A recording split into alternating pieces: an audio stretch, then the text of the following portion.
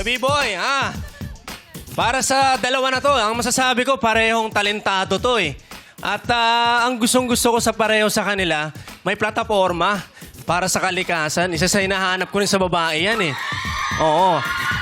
Etong si Negs, taga Cavite. Caviteño ako eh. Oy! Pero, sabi kasi kanina ni Sisi, sayang daw pag hindi siya kapitbahay. Taga QC rin ako eh. Oy! So mahirap eh. Oo. Daming bahay. Congrats Tama. Congrats! Congrats! Daming bahay Carol. din yan. Kokoy. Sabi ng mga taga Cavite, ay, taga Cavite! Taga QC rin ako eh. Ang daming bahay. Iba talaga pa NPA pala tong si Kokoy. No permanent address. Ayan, eto na. Alamin na natin ang pulso ng Barangay Showtime. Kasama syempre, the prettiest and everything news reporter, Chang Ami. Maraming salamat sa iyo. Napakaganda ang Kim Chu. Blooming ka ngayon, Kim. Bakit? Why, bakit Pasok, ang blue? pasok. Oy, Kimi, Wala, ha? mahina ang signal. Mahina.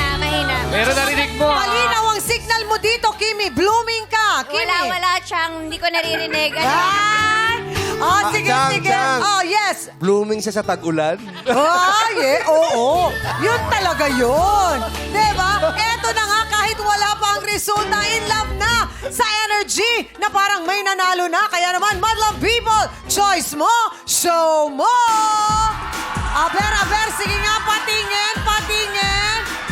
Aba, parang may lamang. Alam na din. Sino nga bang bumida sa ating mga breaking news? Mula sa ating mga news anchors, Bong Navarro, take it away. Thank you for my skirt. Maraming salamat, ikaw ba Chang Ami. sponsor ni Yes, Chang? ako nag-sponsor niyan. Ngayon naman, eto na. Our breaking news of the day is...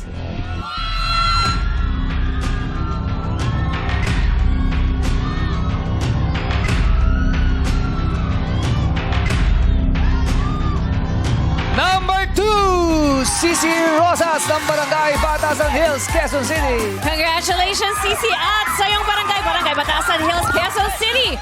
May tig 1,000 pesos ang mga kasama mong kabarangay dito sa studio. At marami naman salamat sa pagsali. Next, mag-uwi ka pa rin ng 5,000 pesos. Kagandahang hindi na kailangan ng kahit anong caption.